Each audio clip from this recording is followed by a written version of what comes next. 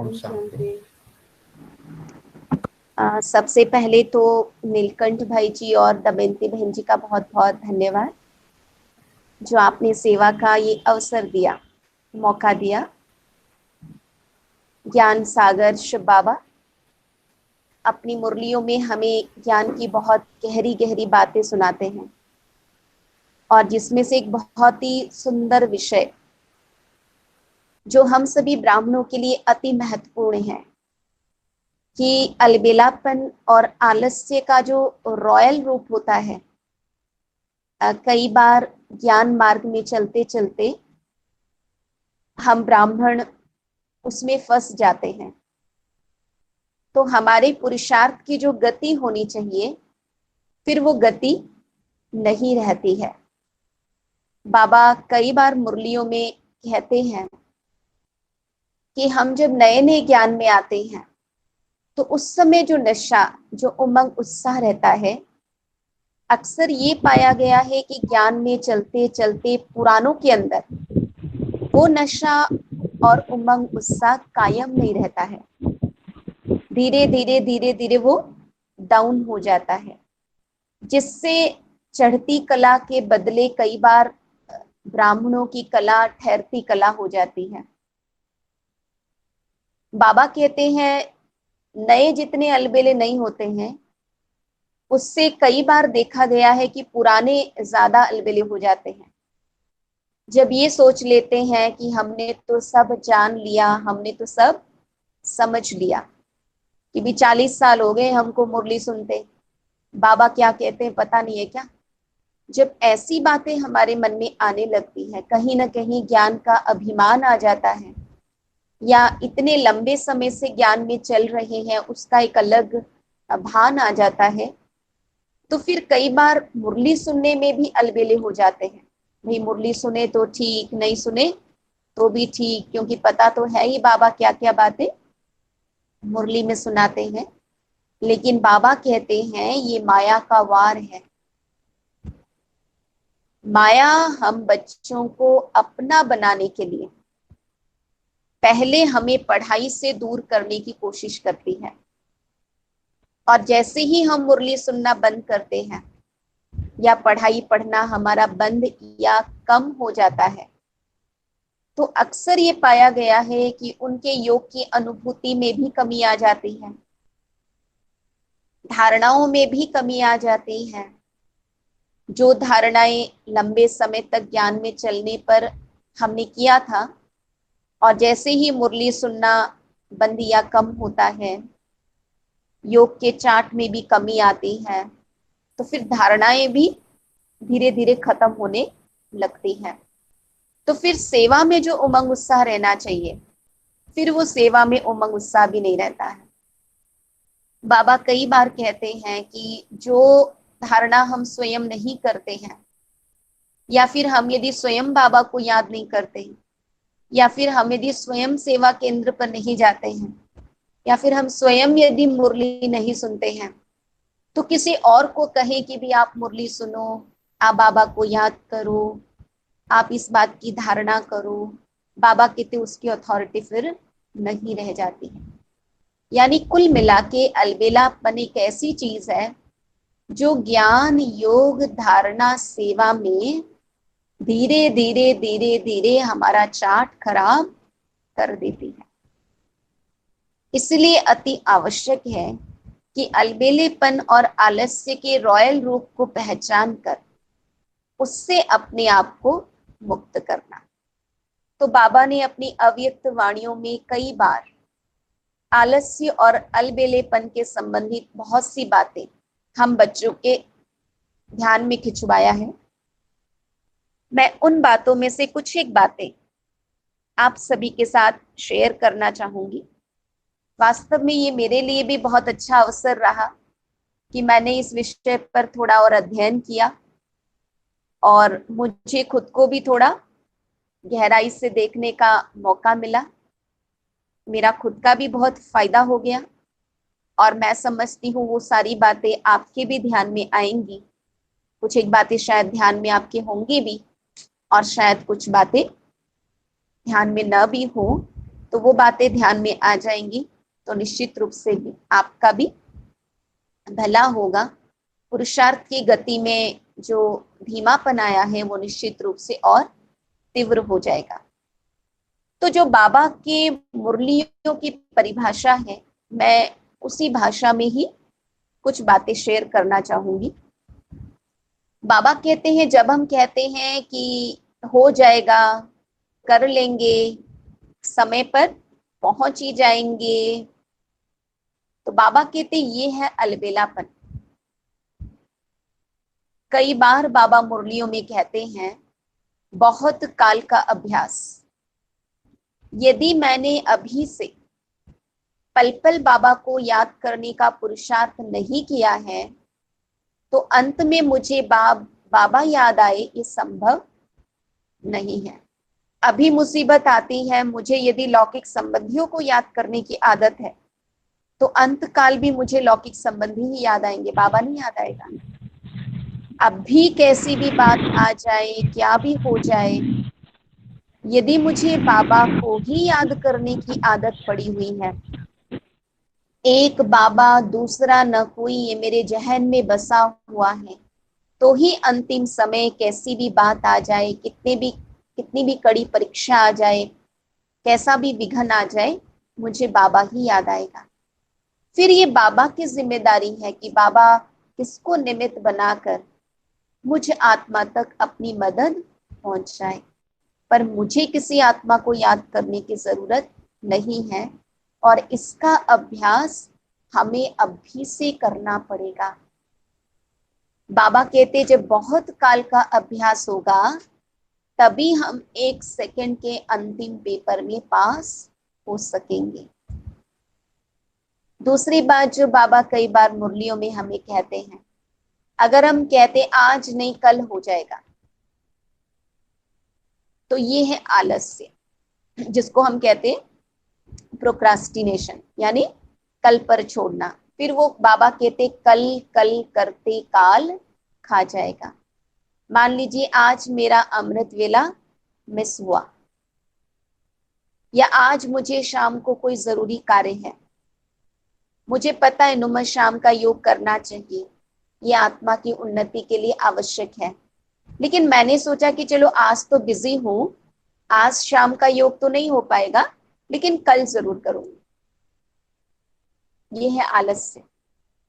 अब जब कल आएगा तो कल भी कोई बात ऐसी आ जाएगी, फिर मैं कहूंगी कि नहीं आज तो नहीं हो पाएगा, कल से शुरू करती हूँ, और वो कल कल कल करते अंत घड़ी आ जाती है, वो कल कभी आता ही नहीं है, यानी पुरुषार्थ की शुरुआत भी हम नहीं कर पाते हैं। इसलिए बाबा हमें कहते हैं कि कभी भी कल पर नहीं छोड़ना है। बाबा के सदैव हम बच्चों के लिए यही महावाक्य रहे कि अब नहीं तो कब नहीं। बाबा को कभी शब्द या कब शब्द पसंद नहीं। बाबा कहते कब शब्द को समाप्त करो और अब करना है, आज ही से करना है। बाबा को यही शब्द पसंद थी, इसीलिए कब कर लेंगे, कल कर लेंगे, हो जाएगा, देख लेंगे, बाबा को ये गे वाली भाषा नहीं पसंद है।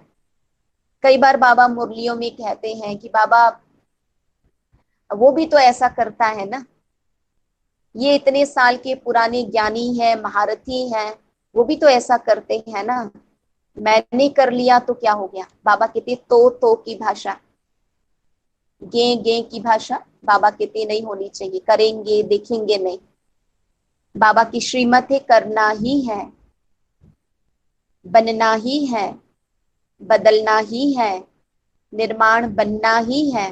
बाबा कहते ऐसे दृढ़ संकल्प हमारे होने चाहिए और दृढ़ संकल्प वाले बोल ही हमारे मुख से निकलने चाहिए। जो जहां दृढ़ संकल्प है वहां पे अलबेलापन चांस नहीं ले सकती है, माया कभी भी वार नहीं कर सकती है। दूसरा तो नहीं करना है, ये भी तो करता है, वो भी तो करता है। बाबा मुरलियों में उदाहरण देते हैं, कोई ठोकर खाए तो हम भी तो उसके पीछे उसके जैसा ठोकर नहीं खाएंगे ना। सामने वाले ने ठोकर खाया तो हम सावधान हो जाएंगे कि कहीं मुझे भी ठोकर न लगे। बाबा कहते कोई कुएं में गिरे तो ऐसा तो नहीं ना कि हम भी कुएं में गिरेंगे। किसी का पुरुषार्थ ढीला है, किसी का पुरुषार्थ कमजोर है, तो हमें उस बात में उसको फॉलो नहीं करना है। बाबा ने कहा है किसी की विशेषता है, किसी में कोई अच्छी बात है, तो वो देखने की मना नहीं है, उसको फॉलो करने के लिए बाबा ने मना नहीं किया है। लेकिन ये सत्य है कि आज किसी भी भाई या बहन को हम देखेंगे तो उनमें कुछ विशेषताएं भी दिखाई देंगी, तो उनकी कुछ कमजोरियां भी दिखाई देंगी। अब जब हम सामने वाले को देखते हैं तो अक्सर अनुभव ये कहता है हमें विशेषताएं कम दिखाई देती हैं और कमजोरियां अधिक दिखाई देती हैं। अब जब सामने वाले की कमजोरी दिखाई देगी, उसका पुरुषार्थ ढीला है, तो उसको देखकर हमारा पुरुषार्थ भी ढीला हो जाता है। अभी मान लीजिए सेंटर पे हम 10 बहनें रहती हैं, 9 जने अमृत वेले उठती हैं और वकायदा योग करती हैं, लेकिन एक बहन है जो थोड़ा सुस्त रहती है, या तो उठती नहीं है, या लेट उठती है, या फिर उठती भी है तो झुटकी खाती है। अब मेरे ऊपर है, मैं 9 जनों को देखकर उनसे अपना अमृत वेला श्रेष्ठ बनाने का उमंग अपने में भरूं, या फिर जो एक बहन सुस्त है, पुरुषार्थ में कमजोर है, मैं उसको देखकर मैं खुद भी अपने पुरुषार्थ को ढीला कर दूं। इसलिए बाबा की ये श्रीमत है, सी नो ब्रदर नो सिस्टर। बाबा ने सदैव हम बच्चों को कहा सी फादर सी मदर, फॉलो फादर। बाबा कहते हमें एग्जाम्पल के रीति से ब्रह्मा बाबा को ही हमारे सामने रखना है। बाबा के संकल्प कैसे रहे, बाबा के बोल कैसे रहे, बाबा ने कैसा कर्म किया, बाबा कैसे सेवा के लिए बाबा को उमंग आता था, और बाबा एक पल भी सेवा के बिना नहीं रहते थे। इवन लास्ट दिन 18 जनवरी 1969 को भी बाबा ने मुरली सुनाया। ऐसा नहीं भाई बाबा की तबीयत खराब थी तो बाबा कोई ढीले ढाले होकर योग में बैठे। बाबा उतने ही अलर्ट होकर, जैसे बाबा रोज कमर सीधी करके अलर्ट होकर योग में बैठते, उस दिन भी बाबा उतने ही अलर्ट होकर योग में बैठे थे। तो बाबा कहते हैं अगर हम हर बात में भी बाबा को सामने रखेंगे, बाबा को फॉलो करेंगे, तो कभी भी हमारे पुरुषार्थ में ढीलापन, अलबेलापन नहीं आएगा। बाबा ने मुरलियों में हम बच्चों को कहा हुआ है कि पुरुषार्थ ढीला होता है या फिर पुरुषार्थ में अलबेले होते हैं, तो उसके 3 कारण हैं। एक तो बाबा ने कहा परमत, दूसरा बाबा ने कहा परचिंतन, और तीसरा बाबा ने कहा परदर्शन। तो बाबा कहते परमत, परचिंतन और परदर्शन, ये तीनों से ही हमें अपने आप को मुक्त रखना है। बाबा ने कहा हमें लक्ष्य रखना है कि मुझे परोपकारी बनना है। अगर परोपकार का लक्ष्य होगा, परोपकारी बनने की जिम्मेदारी हमारे को याद होगा, तो हम कभी अलबेले नहीं बनेंगे। बाबा कहते जिम्मेवारी आलस्य और अलबेलेपन से मुक्त कर देता है। अब मान लीजिए हमको पता है कि हम बाबा के बन गए, हम बाबा के ब्राह्मण बच्चे हैं। बाबा ने हम बच्चों को दिनचर्या भी बताई कि भाई सुबह 2 बजे के बाद से उठकर हमें बाबा को याद करना है। 2 बजे, 2:30 बजे, 3 बजे, 3:30 बजे, लेट में लेट 4 बजे, और उसके बाद स्नान आदि कर हमें बाबा के महावाक्य सुनने हैं। बाबा ने कहा है कि अमृत वेले के बाद यदि हम सोते हैं तो फिर ये ऐसा है जैसे कि आपने पैसा कमाया, आपने नोट्स कमाया और नोट्स को पानी में डाल दो, यानी कि कमाई जैसे कि खत्म हो गई। सबको पता है कि जहां तक हो सके हमें अमृत वेले के बाद सोना नहीं चाहिए। लेकिन बहुत ऐसे ब्राह्मण हैं जिनकी एक रूटीन बन गई है कि अमृत वेले के बाद सोते ही हैं। इसको क्या कहेंगे? पता है सोना नहीं चाहिए, पता है सोने से जो स्थिति हमारी अमृत वेले हमने जो शक्ति ली वो शक्तिशाली स्थिति हमारी कायम नहीं रहेगी, लेकिन फिर भी मालूम होने के बावजूद भी कोई बात गलत है या फिर हमारे पुरुषार्थ के मार्ग में उतना अच्छा नहीं है, जानने के बावजूद भी हम कर रहे, ये है अलबेलापन। तो अगर मेरे सामने कोई लक्ष्य नहीं है, कोई जिम्मेदारी नहीं है, तो मुझे नींद आने की संभावना है। अब आपको कोई काम दे दिया गया है कि आज अमृत वेले के बाद आपको ये काम पूरा करके क्लास में आना है, तो उस दिन आपको नींद कभी नहीं आएगी, क्योंकि सामने जिम्मेदारी है। आपको पता है कि मुझे ये काम करना है। अब मान लीजिए मैं सेंटर पे समर्पित बहन हूं, मुझे वैसे हफ्ते के 6 दिन सोने की आदत पड़ गई है कि आराम से आधा पौन घंटा भी सो के हम क्लास में तैयार हो सकते हैं। लेकिन आज सदगुरुवार का दिन है, मुझे पता है क्लास से पहले भोग तैयार होना चाहिए, तो गुरुवार के दिन तो मैं कभी सोने का चांस नहीं ले सकती हूँ, क्योंकि जिम्मेवारी है। तो उस दिन कभी भी सोने का संकल्प भी नहीं आएगा। तो वैसे ही हमें शिव बाबा कहते हैं कि सारे विश्व की आत्माओं का कल्याण करना है, भक्तों का कल्याण करना है, दुखी आत्माओं की पुकार सुनकर उनको सुख देना है, अशांत आत्माओं को शांति देनी है, भटकती हुई आत्माओं की भटकन दूर करनी है, तड़पती हुई आत्माओं की तड़पन दूर करनी। जब जिम्मेवारी हमें याद होगा कि बाबा ने कितना बड़ा विश्व कल्याण का ताज हम बच्चों के सिर पर रखा है, जब वो जिम्मेवारी हमें याद होगी और इतना सारा काम है हमारे ध्यान में होगा, तो कभी भी हम अलबेले नहीं हो सकते हैं, आराम पसंद नहीं हो सकते हैं, कभी आलस्य को हम आने नहीं दे सकते हैं। तो ये बहुत जरूरी बात है कि हमें अपनी जिम्मेदारी का बहुत बहुत अटेंशन होना चाहिए। दूसरी बात बाबा हमें कहते हैं कि अगर हमारे सामने ये बात स्पष्ट है कि हम पांडव सेना है, हम युद्ध के मैदान में हैं, बाबा कहते सेना कभी मैदान में अलबेले नहीं होते हैं। अगर सेना मैदान में अलबेला हो जाए तो दुश्मन वार कर लेगा, दुश्मन की गोली लग जाएगी। तो बाबा कहते हमें ये बात ध्यान रहे कि हम युद्ध के मैदान में हैं और माया की पूरी नजर हमारे ऊपर है, माया की पूरी कोशिश है किसी भी प्रकार से वो हम पर वार करे।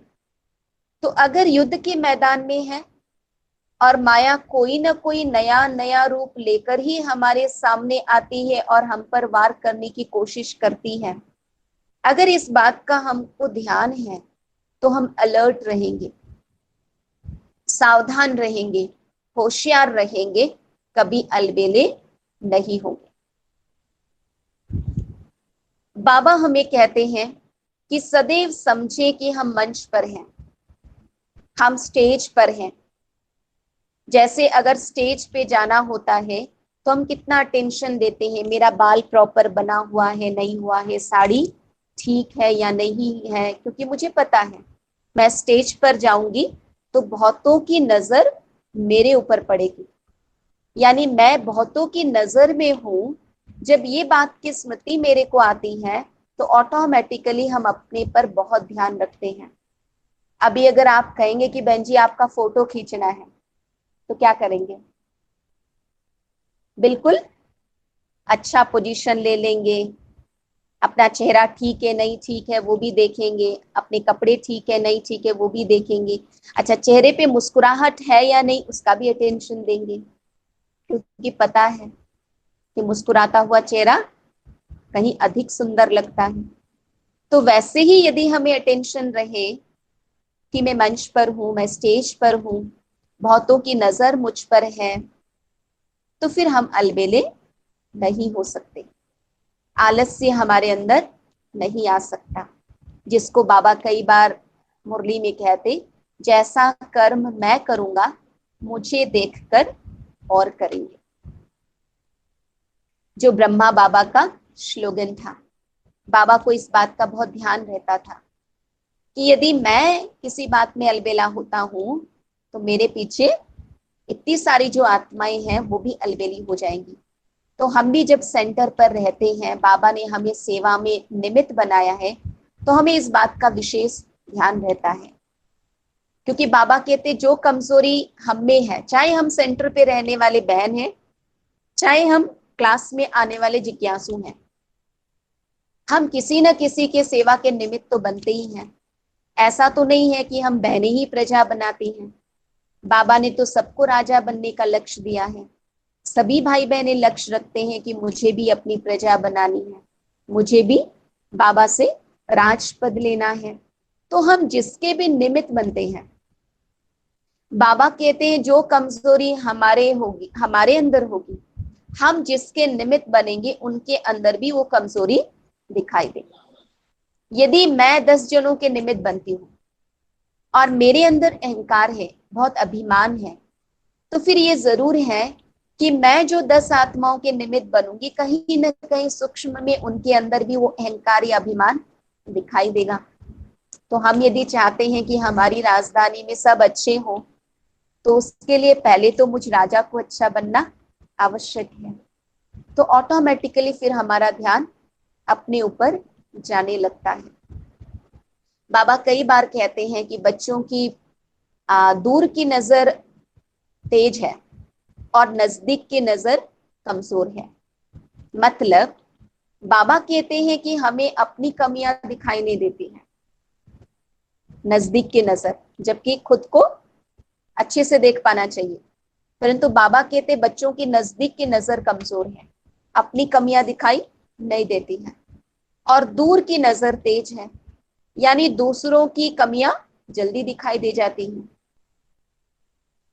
तो दूसरों की कमियां दिखाई देती हैं, तो उनकी कमियों को देखकर, उनके ढीले पुरुषार्थ को देखकर कई बार हम भी ढीले हो जाते हैं। जबकि बाबा कहते हैं हमारे नजदीक की नजर तेज होनी चाहिए, यानी हमें अपनी कमियों का एहसास जल्दी होना चाहिए। जितना हम अपनी कमियों को जान पाएंगे, देख पाएंगे, उसका एहसास कर पाएंगे, उतना उसको मिटाने का पुरुषार्थ भी कर सकेंगे। कमी है, गलती है, लेकिन पता ही नहीं पड़ रहा है। ये भी माया का एक रॉयल रूप है।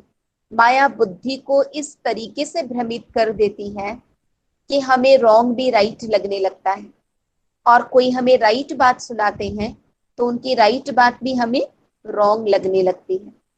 ये माया बुद्धि को भ्रमित कर देती है, माया बुद्धि पर सवार हो जाती है, हमारी परखने और निर्णय करने की शक्ति को खत्म कर देती है। तो इसलिए बाबा हमें कहते हैं कि हमें अपनी कमियों को देखना है, ढूंढ कर निकालना है, ताकि पुरुषार्थ में हम आगे से आगे बढ़ सके। चौथी बात जो बाबा हमें मुरलियों में कहते हैं कि हमें दिन भर में एक बार तो जरूर धर्मराज को याद कर लेना चाहिए। बाबा कहते हैं बाबा बाप के साथ धर्मराज भी है। पुरुषार्थ में जो भी अलबेलापन, ढीलापन है, उसके लिए हमें धर्मराज की सजा खानी पड़ेगी। बाबा कहते हैं बेहतर है कि अभी अपने भूलों का पश्चाताप कर लें, नहीं तो अंत में पश्चाताप करना पड़ेगा। बाबा के शब्द हैं कि खून के आंसू से रोना पड़ेगा। अब हम ये तो नहीं चाहेंगे ना कि धर्मराज की सजा मिले, हमें खून के आंसू बहाने पड़े।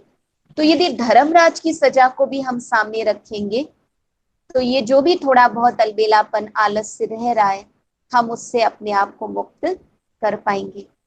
बाबा कहते हैं अब ज्ञान की बातों पर, धारणा की बातों पर हमें अटेंशन तो देना ही है, लेकिन कई बार होता है कि अपने आप को वो सारी बातें अटेंशन दिलाते हुए भी हम भूले कर लेते। पता है ये नहीं होना चाहिए, लेकिन फिर भी हो जाता है। कई बार ब्राह्मणों की भाषा ये होती है कि होना तो नहीं चाहिए था, बोलना तो नहीं चाहिए था, करना तो नहीं चाहिए था, लेकिन फिर भी हम बोल जाते हैं, फिर भी हम कर जाते हैं, फिर भी वैसी बातें हमारे मन में आ जाती हैं। तो बाबा कहते अगर अंदर समझ है कि करना नहीं चाहिए था या बोलना नहीं चाहिए था, या फिर मुझे किसी के लिए कुछ पर्टिकुलर सोचना नहीं चाहिए था, फिर भी वो सोच, वो बोल या कर्म हमारे से हो रहा है, तो बाबा कहते अपने आप को सजा दो। अगर अभी हम अपने आप को सजा दे देंगे, अपने आप को सावधान कर लेंगे, अपने आप को आगे से उस गलती से या अपराध से मुक्त कर लेंगे, तो हम धर्मराज की सजा से बच जाएंगे। हम सभी ने बाबा की जीवन कहानी पढ़ी है, आप सभी को भी ध्यान में होगा। यशोदा माता की माता जी एक बार जब बाबा के पास आई थी, तो बाबा ने यशोदा माता को कहा कि आपकी स्टेप मदर आई हैं। अब वो मिलकर चली तो गई, लेकिन बाबा को अंदर ही अंदर वो बात, अपनी ही बात बहुत कोसने लगी कि मुझे उनसे ऐसा कहना नहीं चाहिए था, मुझे स्टेप मदर शब्द जो मैंने उनके लिए प्रयोग किया, वो शब्द मुझे प्रयोग नहीं करना चाहिए था। बाबा को तुरंत अपनी गलती का एहसास हो गया और बाबा ने उसके लिए मन ही मन पश्चाताप भी किया। साथ ही साथ बाबा उनके यहाँ गए और जाकर उनसे सॉरी कहा कि मैंने आपको स्टेप मदर कहा, आपको जरूर दुख हुआ होगा, आप मेरी इस गलती को माफ कर दें। अगर अभी का अभी गलती का एहसास कर ले, रियलाइजेशन हो जाए, उसके लिए पश्चाताप कर ले, उसके लिए माफी मांग ले और आगे से वो गलती दोबारा हमसे न हो, उसके लिए हम सावधान हो जाएं, तो फिर धर्मराज की सजा से हम अपने आप को छुटा सकते हैं। नहीं तो आज हो गई गलती, लेकिन हमारा इतना टेंशन नहीं रहा, कल भी हो गई वही गलती, परसों भी हो गई वही गलती, बाबा माफ करो, बाबा माफ करो। बाबा कहते माफ करो कहें और फिर दोबारा वो गलती करे, तो कभी कभी उन बातों के लिए माफी मिल नहीं सकती है।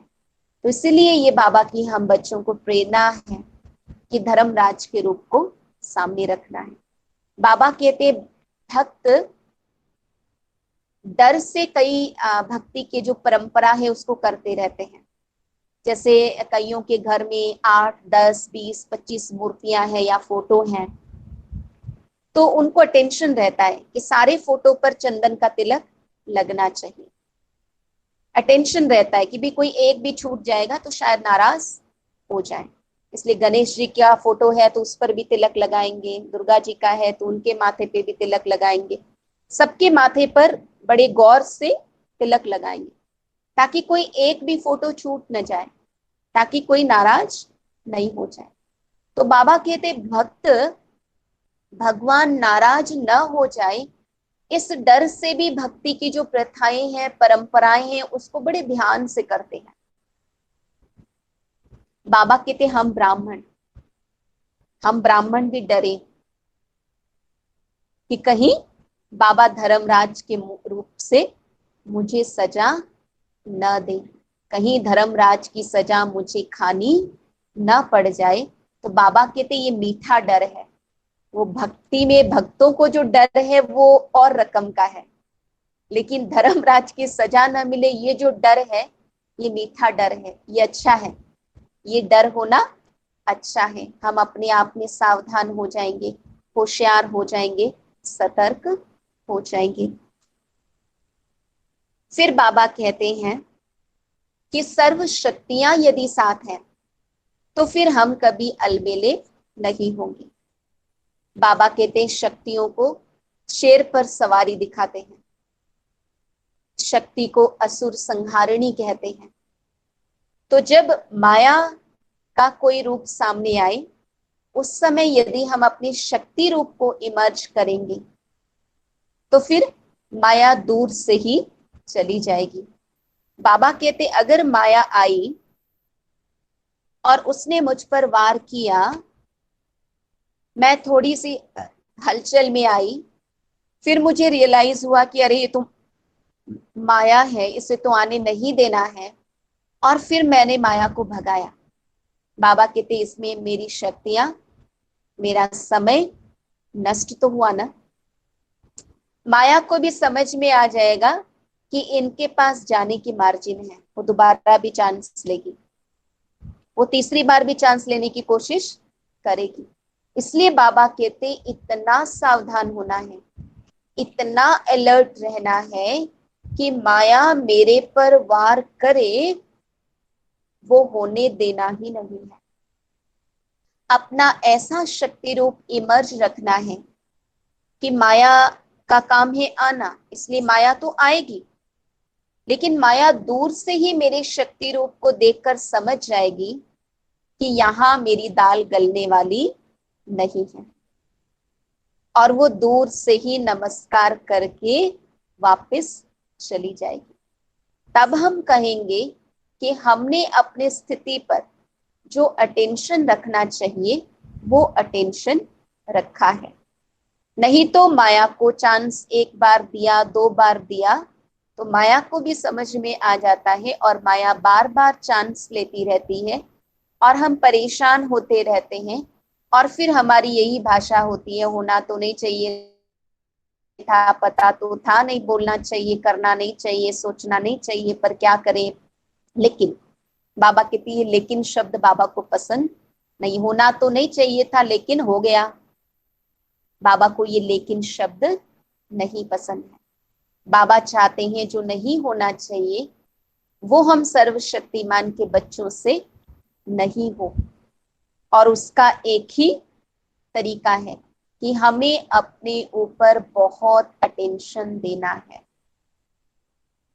और ये अटेंशन भी बहुत नेचुरल हो जाए। बाबा कई बार हमें कहते हैं मुरलियों में कि अटेंशन का टेंशन नहीं होना चाहिए।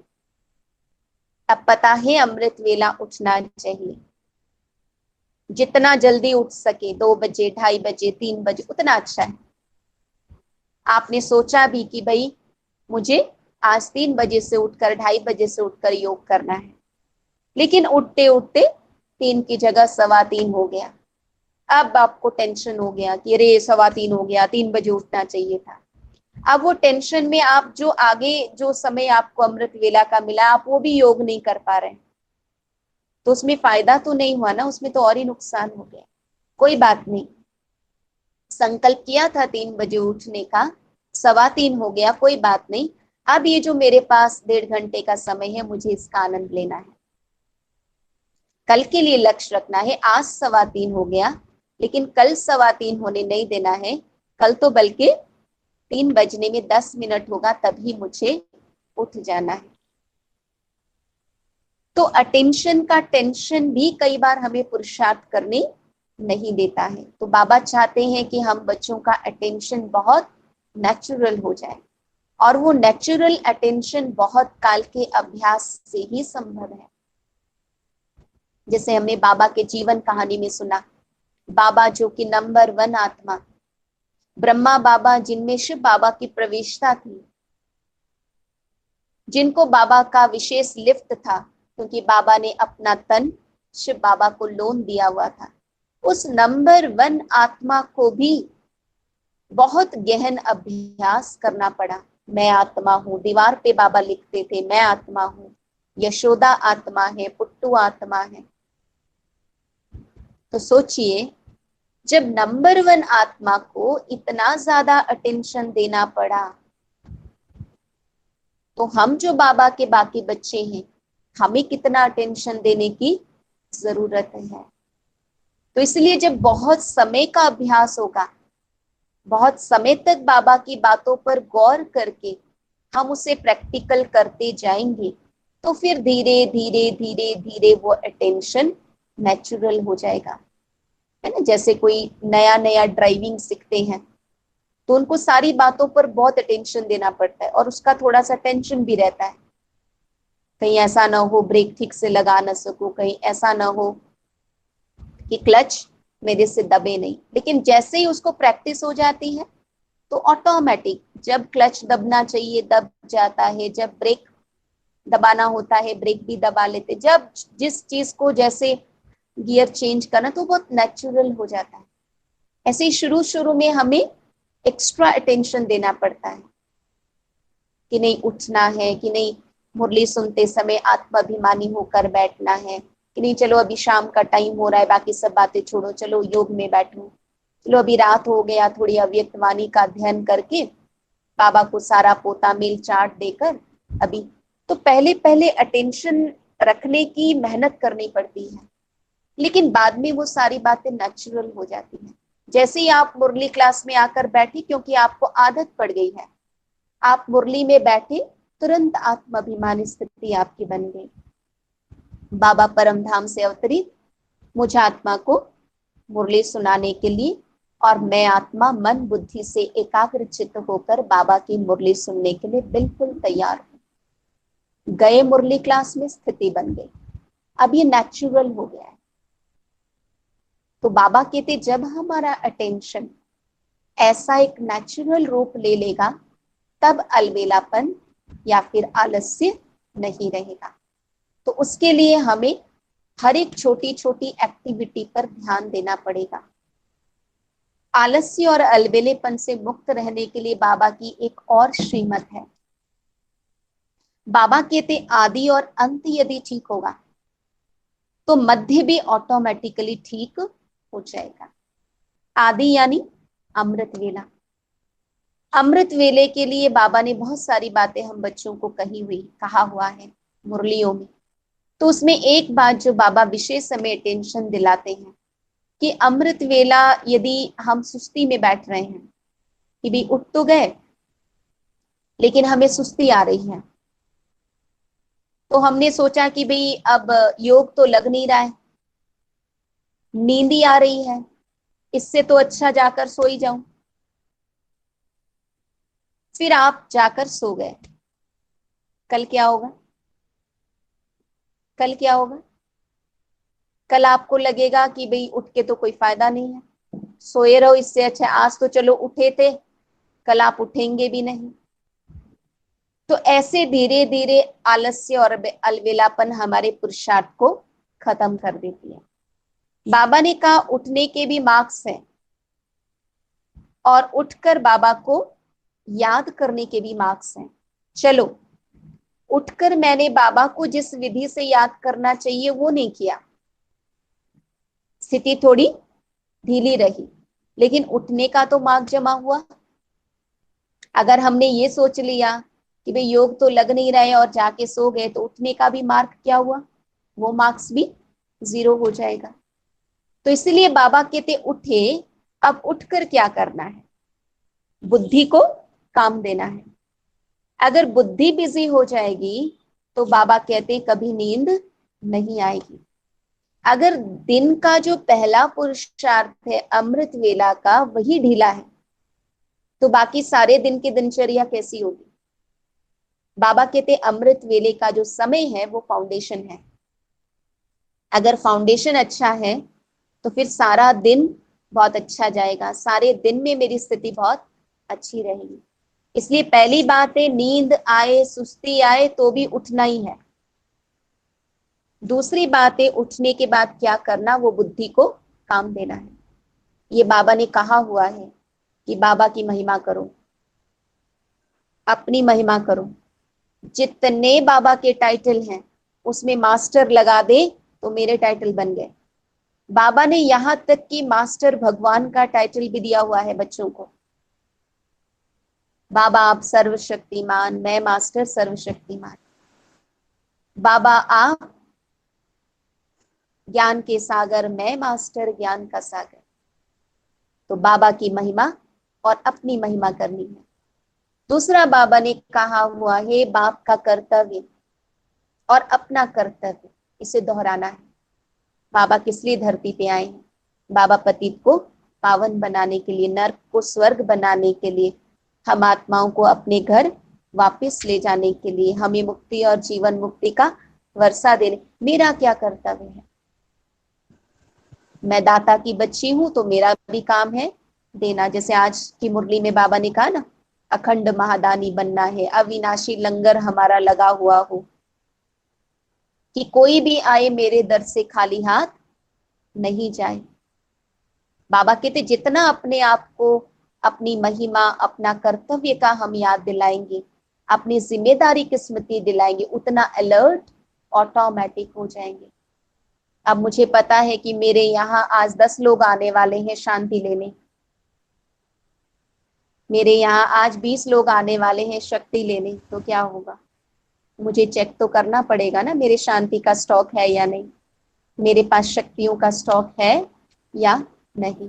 तभी कई बार बाबा कहते हैं कि भक्तों की पुकार, दुखियों की पुकार तुम बच्चों को सुनाई नहीं देती है। अगर हम भक्तों की पुकार सुन पाएंगे, दुखियों की पुकार हम तक पहुंचेगी, तो ऑटोमेटिकली हमें आएगा कि नहीं, हमको तो बाबा की याद से अपने अंदर सुख, शांति, शक्ति सभी बातों का स्टॉक भरपूर करना है, ताकि कोई भी आत्मा किसी भी चाहना से मेरे सामने आए तो मैं उसकी चाहना को पूरी कर सकूं। तो ये बाबा ने अमृत वेले के लिए विधि बताई। बाप की महिमा, अपनी महिमा, बाप का कर्तव्य और अपना कर्तव्य रोज रोज हमें रिवाइज करना है, ताकि हम कभी केयरलेस नहीं बने, अलबेले नहीं बने। दूसरी बात बाबा ने कहा, ये तो आदि है, अगर आदि हमारा बहुत अच्छा रहा तो उसका प्रभाव दिन भर पड़ता है। दूसरी बात बाबा ने ये कहा, आदि काल हमारा बहुत अच्छा हो, अमृत वेला हमारा बहुत अच्छा हो, उसका लिंक है कि हम जब सोए थे किस स्थिति में सोए थे, रात्रि को सोते समय हमारी स्थिति कैसी थी। तो बाबा ने कहा कि ऐसे नहीं कि बहुत काम किया, थक गए और बिस्तर पे आए, लेटे कि बस नींद आ गई। बाबा ने कहा ये अलबेलापन है। थके हारे आए, बिस्तर पे लेटे और मिनट नहीं लगा नींद आ गई। बाबा की श्रीमत है कि रात को सोने से पहले दिन भर का हाल चाल, समाचार, पोता मेल बाबा को जरूर देना है। बाबा ने कहा बुद्धि को एकदम खाली करके बहुत अच्छी नींद में सोना है, बाबा की याद में, बाबा की गोद में सोना है।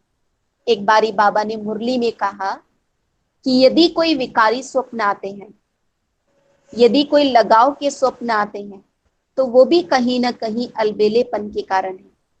बाबा ने कहा कि अकेले सोते हैं तो ऐसे स्वप्न आते हैं, अगर बाबा के साथ सोए तो कभी ऐसे स्वप्न भी नहीं आ सकते हैं।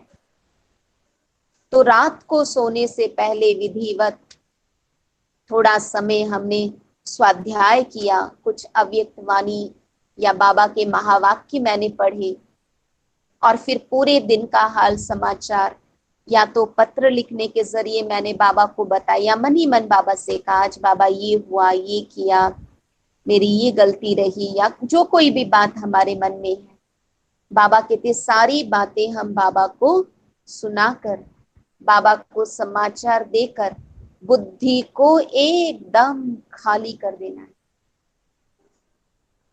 फिर बाबा कहते जैसे दिन भर ड्राइवर गाड़ी चलाता है और फिर उसका गाड़ी चलाना पूरा होता है तो गाड़ी को गैरेज में रख के ड्राइवर घर चला जाता है, वैसे ही मैं आत्मा ड्राइवर, पूरा दिन मैंने गाड़ी को चलाया, अब रात हो गई, गाड़ी चलाना बंद, गाड़ी को बिस्तर पे छोड़ा और मैं आत्मा ड्राइवर चली अपने घर यानी परम धाम।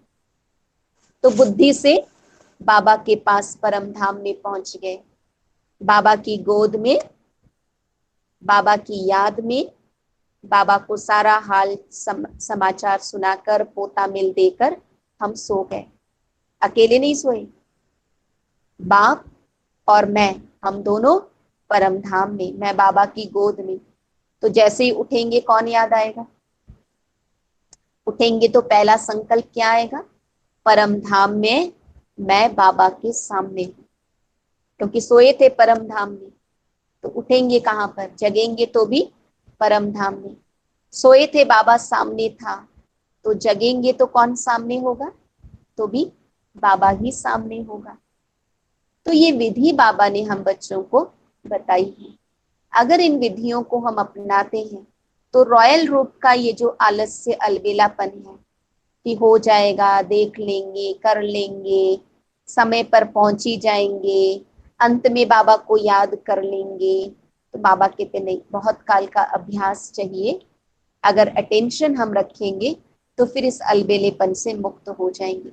और रही बात आलस्य की, आज नहीं कल करेंगे, तो ये जो थोड़ा सा कभी कभी पुरुषार्थ के मामले में हमारे अंदर आता है, तो बाबा कहते उसका एक ही तरीका है कि बाबा ने कहा है कि हर घड़ी को अंतिम घड़ी समझो, कल का भरोसा नहीं है। कल तो छोड़िए, अगले पल का ही भरोसा नहीं है, तो कोई भी घड़ी अंतिम घड़ी हो सकती है।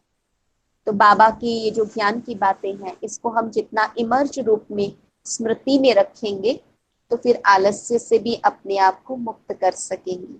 बाकी रही बात किसी और को देखकर, किसी और के ढीले पुरुषार्थ को देखकर जो हम कमजोर हो रहे हैं, ब्राह्मणों में ये लहर आज की तारीख बहुत ज्यादा है। दूसरों को देखकर हम खुद को ढीला कर रहे हैं।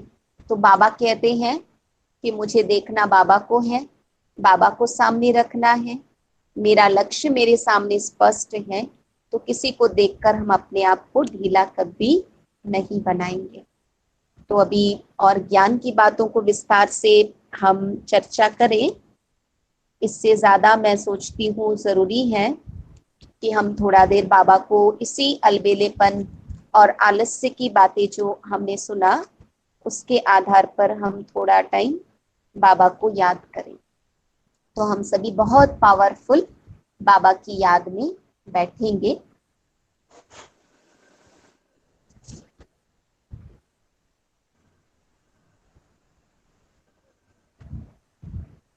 ओम शांति। मन बुद्धि से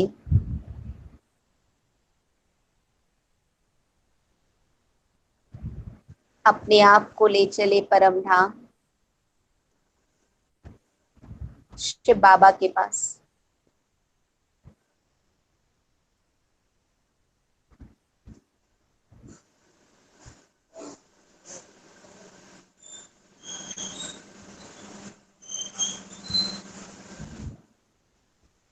सर्वशक्तिमान बाबा को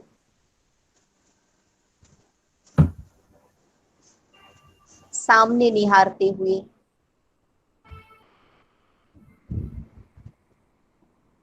बाबा की सर्व शक्तियों को अपने अंदर भरे।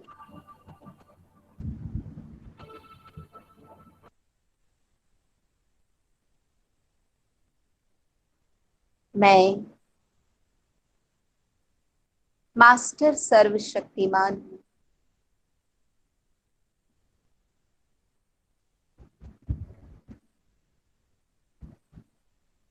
बाबा ने अपनी अनंत शक्तियां मुझ में भर दी हैं।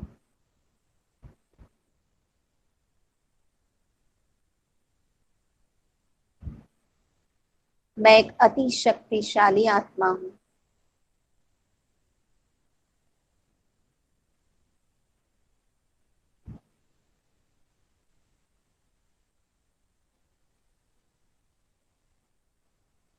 बाबा की असीम कृपा,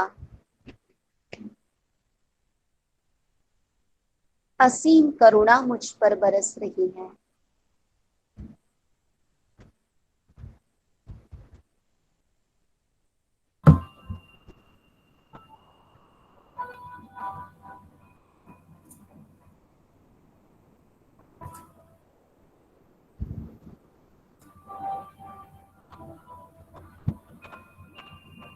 सुनहरे लाल प्रकाश की दुनिया में बस बाबा और मैं।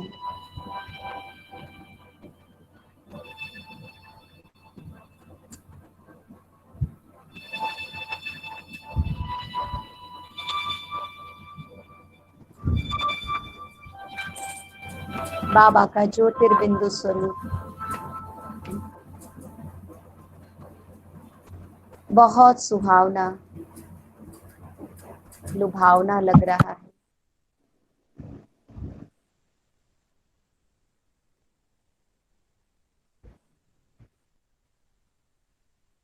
मेरी मन बुद्धि बाबा पर एकाग्र हो गई है।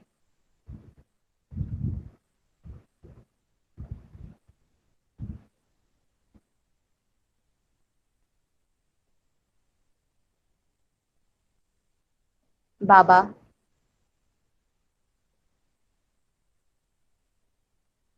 आपने मुझे स्मृति दिलाई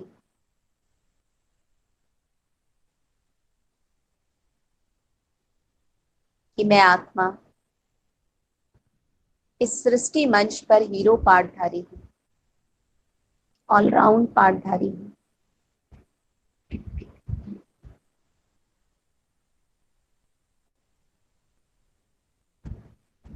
इस पुरुषोत्तम संगम युग में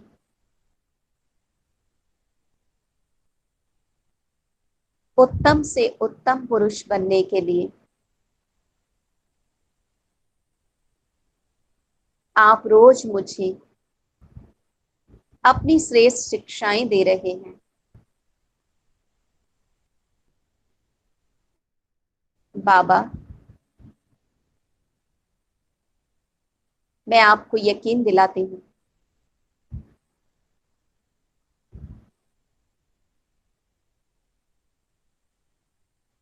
मैं आपकी श्रीमत का पालन करती हुई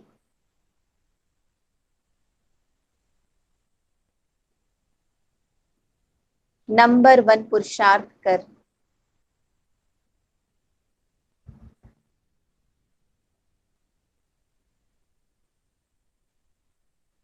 अवश्य ही नंबर 1 बनूंगी।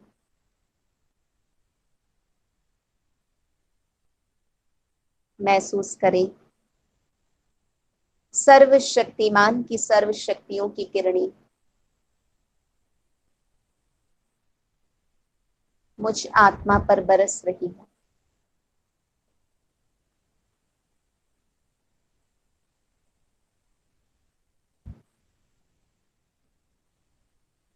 मैं अति शक्तिशाली आत्मा हूँ।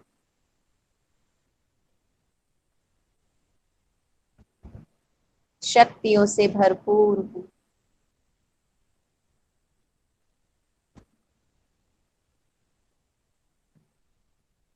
और इस शक्ति स्वरूप स्थिति को लेकर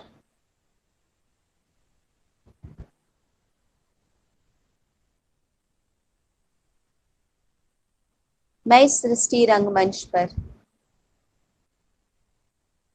कर्म क्षेत्र पर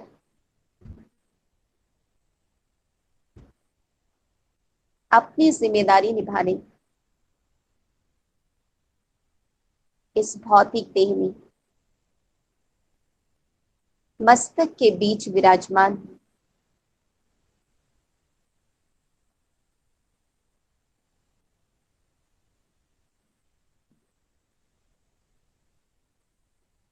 बाबा ने मुझे जिम्मेवारी का ताज दिया है।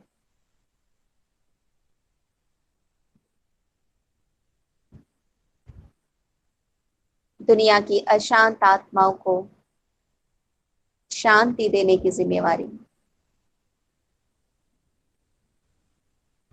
दुखी आत्माओं को सुख देने की जिम्मेवारी, निर्बल आत्माओं को बल देने की जिम्मेवारी, बेसहारे को सहारा देने की जिम्मेवारी,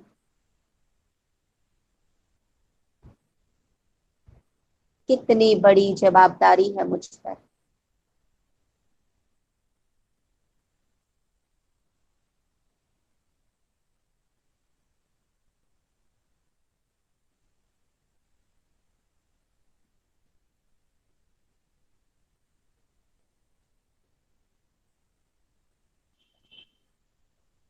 मैं शिव शक्ति पांडव सेना युद्ध के मैदान में हूँ।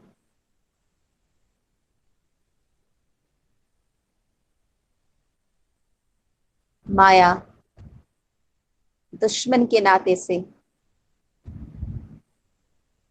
तरह तरह से मुझ पर वार करने के लिए तैयार है।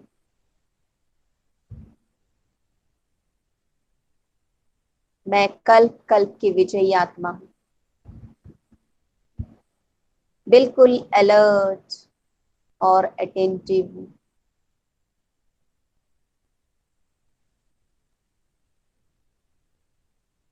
मैं विश्व मंच पर हीरो पाठधारी हूं।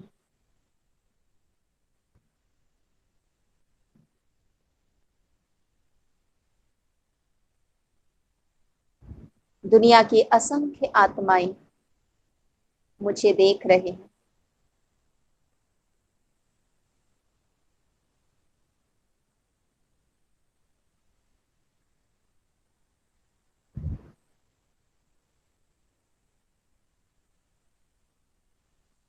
यह संगम युग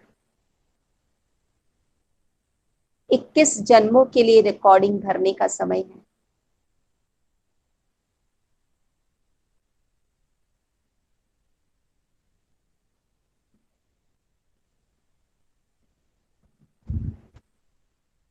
मैं आत्मा अलबेलेपन की नींद से धीरे धीरे जगती जा रही हूं।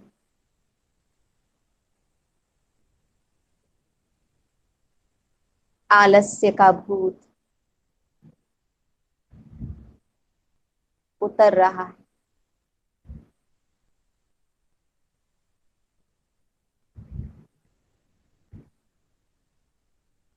एक नई जागृति, पुरुषार्थ के लिए एक नया उमंग, एक नई ऊर्जा से मैं आत्मा भरपूर हो गई हूं।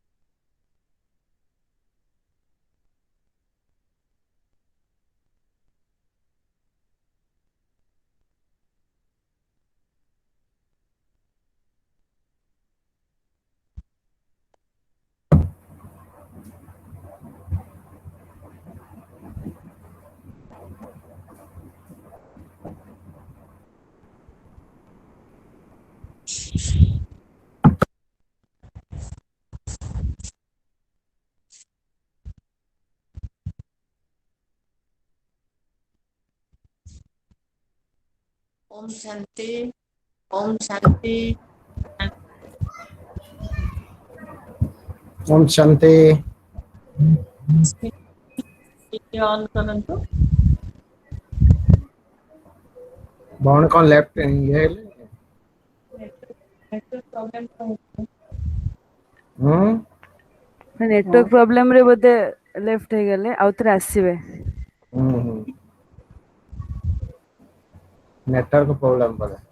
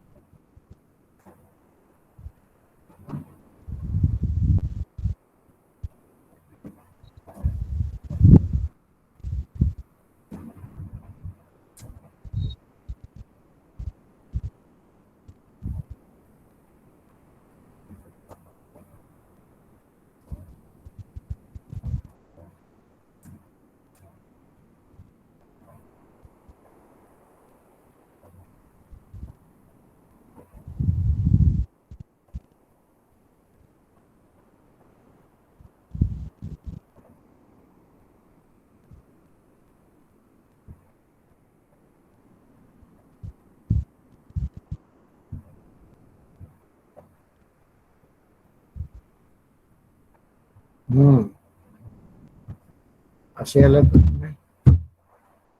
ଫଟୋ ଆସିଲା।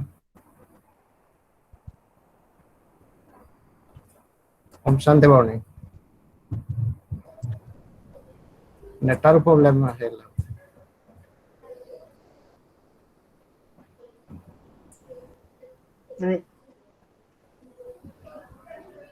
हाँ भौन जानकर सुन। ओम शांति। ओम शांति। अस्मिता जी, अच्छी प्यारी आज्ञा, ओम अस्मिता शांति। जी को ऋषि फुलवाड़ी भुवनेश्वर से भाई बहन को अच्छे आपके दिल से थैंक्स देती हूँ, क्योंकि आप इतना अच्छा क्लास कराए पावरफुल, और बहुत दिनों के बाद सुने तो जैसे लग रही थी आपके सामने ही है, ऐसे सुनते रहते। और इतना सभी को बहुत अच्छा लगा, और खुद सभी भाई बहन बहुत खुश थे। तो मैं आप उड़ीसा से इतना सेवा किए हैं, तो इतना हमको बहुत गौरव लग रही है कि आप इतना सेवा करते सारी भारत या सारी वर्ल्ड की सेवा कर रहे हैं। तो आपको दोबारा मैं दिल से बार बार थैंक्स देती हूँ। ओम शांति। ओम शांति मिलने का ये बहुत अच्छा चांस ओम मिला, शांति। तो खुशी भी बहुत है। और निर्मल भाई जी को थैंक्स है। ओम शांति। बहुत बहुत धन्यवाद भौणी। ओम शांति। आप सभी को भी बहुत बहुत थैंक्स। आपण मानक भी धन्यवाद। के क्वेश्चन पचारिए भाई माने के क्वेश्चन के पचारिए भौणी के एसबी आम सेंटर को अच्छा। मधुबन रु पाख। भौणी ओम शांति। ओम शांति। ओम शांति। ओम शांति भाई। आजकल लॉकडाउन चल रहा है, सभी घर में है, तो आप सेवा और पुरुषार्थ कैसे बैलेंस होगा? क्या पुरुषार्थ करेंगे, कैसे? कुछ टिप्स बताइए। बाबा तो कहते हैं ना कि भाई ये बाबा ने मौका दिया है कि बच्चों को पुरुषार्थ को बढ़ाने के लिए, अगर ये समय भी हम गंवा देंगे तो फिर आगे पश्चाताप के अलावा कुछ नहीं रहेगा। इसलिए अभी अव्यक्त वाणियों का अध्ययन करना बहुत आवश्यक है। जितना आप अव्यक्त वाणी का अध्ययन करेंगे, आपको उतना पुरुषार्थ में गहराई में जाने का मौका मिलेगा। और योग का चार्ट बढ़ाना है, अव्यक्त वाणियों का गहन अध्ययन करना है और योग का चार्ट बढ़ाना है। इस दो तरीके से बाबा कहते हैं ऑटोमेटिकली बाकी सब कुछ ठीक हो जाएगा। बाबा कहते हैं अगर हमारी स्थिति ठीक है तो ऑटोमेटिक बाबा हमसे सेवा कराएंगे। तो इसलिए हमें पुरुषार्थ याद का करना है और सेवा बाबा कराएगा हमसे। हमें सेवा के लिए बहुत ज्यादा मगजमारी करने की जरूरत नहीं है। बाबा कहते हैं अगर हम बाबा की याद में रहेंगे तो हमारे सोचने का काम भी बाबा ही करेंगे। इसलिए हमारी एक ही जिम्मेदारी है कि अव्यक्त वाणियों को पढ़ते हुए हमें बाबा को याद करना है। बाकी हमको सेवा का जो संकल्प देना होगा वो भी बाबा ही दे देगा, हमें उसकी भी फिक्र करने की जरूरत नहीं है। Thank you, thank you. इसलिए दो बातें मैंने जो समझा है, अच्छा। हमें ज्यादा से ज्यादा बाबा को याद करना है, अलग अलग स्थितियों का अभ्यास करना है, अलग अलग सोमान का अभ्यास करना है, बाबा के साथ सारे संबंधों की अनुभूति करनी है, तो सारे गुण की अनुभूति करनी है। मान लीजिए मैंने बाबा से कभी आनंद की अनुभूति नहीं करी है, मैंने कभी बाबा से पवित्रता की अनुभूति नहीं करी है, तो मुझे चेक करना है किस गुण की अनुभूति में मुझ में कमी है, किस संबंध की अनुभूति में कमी है, कौन से सोमान की अनुभूति में कमी है। तो वो सारा कुछ अभी हमें अपने आप को चेक करके अपने को भरपूर बनाना है। थैंक यू भौणी, धन्यवाद। Thank you. ओम शांति। और डॉक्टर भाई? हाँ, ओम शांति भौणी। आप बहुत अच्छा से बोले। बहुत आपका जो एक्सप्लेनेशन है, ये आज जो अलबेलापन और आलस्यपन के बारे में बोले, बहुत अच्छा बोले। मुझे ज्यादा कुछ बोलने का नहीं है, लेकिन एक पूछना चाहता हूँ, जो लौकिक में उन्हें कोई ऐसे पाप काम कर लिया, इसको लौकिक में पनिशमेंट मिल गया, तो वो बाप को तो प्लीडिंग गिल्टी भी कर दिया होगा, लेकिन उसका बाद क्या धर्मराज का फिर पनिशमेंट होगा क्या? नहीं, अगर आपको लौकिक रीति से भी सजा मिल ही चुका है और आपने भी खुद अपनी गलती को रियलाइज किया है, और वैसी गलतियां दोबारा नहीं हो, आपने उसका अटेंशन रखा है, तो आपको धर्मराज की सजा नहीं मिलेगी।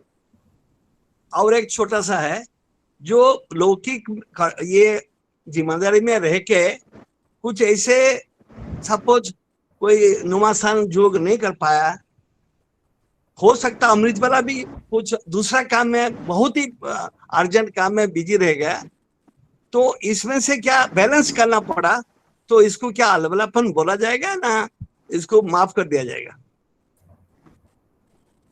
नहीं, आप अगर अमृत वेले बिजी रहे, आपका मान लीजिए किसी की शिफ्ट ड्यूटी है, अब उसको अमृत वेले का ही उसका ड्यूटी आवर है जिस समय उसे कुछ करना पड़ रहा है, तो ऑब्वियसली वो अमृत वेले के समय में तो बाबा को जैसे एक्यूरेट याद करना चाहिए वो नहीं कर पाएंगे। लेकिन फिर उसका सब्स्टिट्यूट समय आपने निकाला या नहीं निकाला, या ऐसे अमृत वेला तो टाइम नहीं था, मिस हो गया तो हो गया, अब बाकी पूरे दिन में भी आप टाइम नहीं निकाल रहे हैं, तो फिर उसको अलबेलापन कहा जाएगा।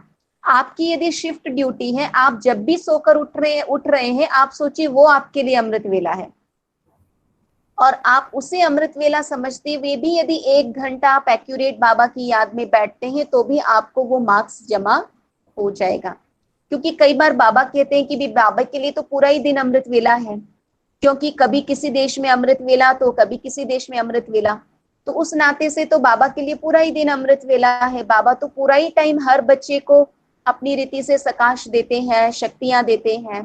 तो अगर मेरी ड्यूटी ऐसी है कि मेरे लिए संभव नहीं है जो निर्धारित समय है सुबह का शाम का बैठना, तो फिर मुझे किसी अन्य समय में बैठकर उतने ही लगन से बाबा को याद करना है, तो बाबा उस समय भी मुझे वो शक्ति, वो सारी प्राप्तियों से संपन्न कर देंगे, ऐसा मेरा मानना है।